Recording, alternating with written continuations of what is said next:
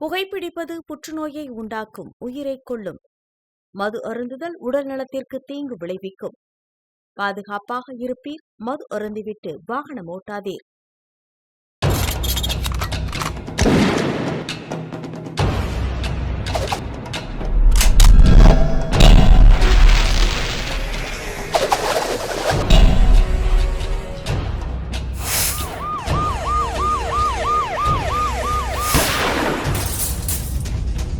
கோப்பியம், உண்மையும் பின்னணியும்.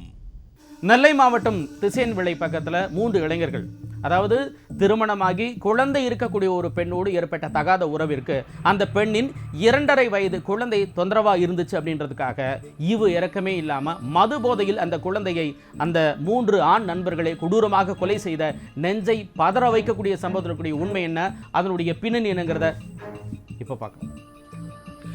இன்றைய நவீன உலகில் மாறிவரும் கலாச்சாரத்தாலும் நெறியற்ற வாழ்க்கை முறையாலும் பலரும் குழந்தை பெற்றுக்கொள்ள முடியாமல் கோவில், மருத்துவமனைகள் என போராடி கொண்டிருக்கும் நிலையில் மற்றொரு புறமோ குழந்தையின் அருமை புரியாமல் தங்களுடைய அற்ப சுகத்திற்காகவும் இச்சைக்காகவும் பச்சை குழந்தைகள் என்றும் பாராமல் பலி கொடுத்து வரும் சம்பவங்கள் வேதனை அளிப்பதாக இருக்கிறது.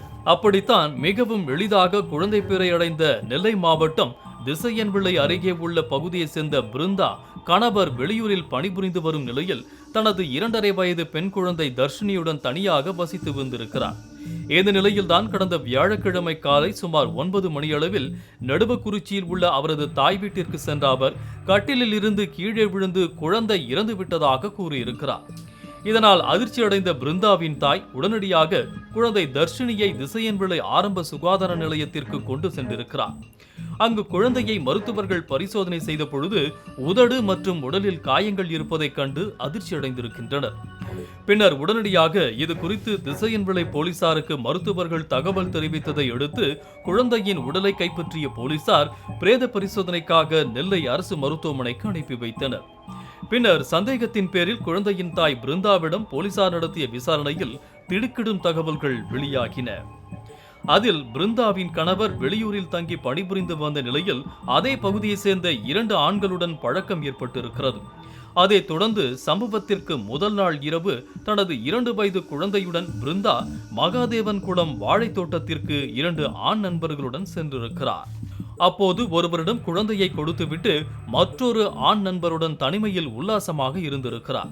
இந்நிலையில் அதிகாலை சுமார் 3 மணியளவில் இறந்த நிலையில் குழந்தையை தாய் பிருந்தாவிடம் ஆண் நண்பர் ஒப்படைத்திருக்கிறார். குழந்தை எப்படி இறந்தது என்று கேட்டதற்கு உரிய பதிலை கூறாமல் அங்கிருந்து சென்றிருக்கிறார். அதன் பிறகே மறுநாள் காலை பிருந்தா குழந்தையை நடுவக்குறிச்சியில் உள்ள தனது தாய் வீட்டிற்கு கொண்டு சென்று குழந்தை கட்டிலில் இருந்து விழுந்து இறந்து விட்டதாக கூறி நாடகமாடியது வெளிச்சத்திற்கு வந்திருக்கிறது. தகாத உறவுக்கு குழந்தை இடையூறாக இருந்ததால் கொலை செய்யப்பட்டிருக்கலாம் என்று சந்தேகித்த போலீசார் பிருந்தா மற்றும் அவரது 2 ஆண் நண்பர்களையும் கைது செய்து இருவரிடமும் தீவிர விசாரணை நடத்தி வரும் சம்பவம் பெரும் அதிர்ச்சியை ஏற்படுத்தியிருக்கிறது. ஒழுக்கக்கேடான சுகத்துக்காண்டி குழந்தைய கொலை செஞ்சுருக்கதா ஒரு சம்பவம் நடந்திருக்கு. இந்த மாதிரி சம்பவங்களானது இங்கே மட்டும் கிடையாது, எல்லா இடத்துலையும் நடந்துகிட்ருக்கு. இதுக்கெல்லாம் காரணம், ஒரே காரணம் என்னன்னு கேட்டிங்கன்னா செல்ஃபோன். அதுபோக மக்களிடத்தில் ஆணோ பெண்ணோ யாருக்கும் ஒரு சுய ஒழுக்கம்ன்றதே இல்லாமல் போச்சு. சுய ஒழுக்கக்கேடுன்றது வந்துருச்சுனாவே அங்கே சமுதாய கேடு வந்துடும். அந்த மாதிரி சமுதாய கேடில் ஒரு சம்பவமாக தான் நான் இதை பார்க்க வேண்டியது இருக்குது. குடும்பத்தில் அக்கறை இல்லாத ஒரு ஆணும் பெண்ணும் மட்டும்தான் இந்த மாதிரி அசம்பாவிதங்களை சொல்லணும். ஒரு பெரிய குற்றச்செயலையோ செஞ்சுருக்க மனசு வரும். அப்படின்னால இது இந்த மாதிரி சம்பவங்கள் இனிமேலும் வராமல் இருக்கிறதுக்கு தனிமையில் இருக்க பெண்கள்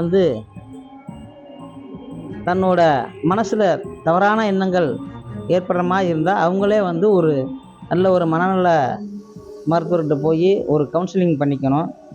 அதுபோக குழந்தைகளுக்கும் இப்போ பெண் குழந்தைகளுக்கும் இந்த சமுதாயத்தில் நிறைய பாலியல் அத்துமீறல்கள் நடந்துகிட்ருக்கு.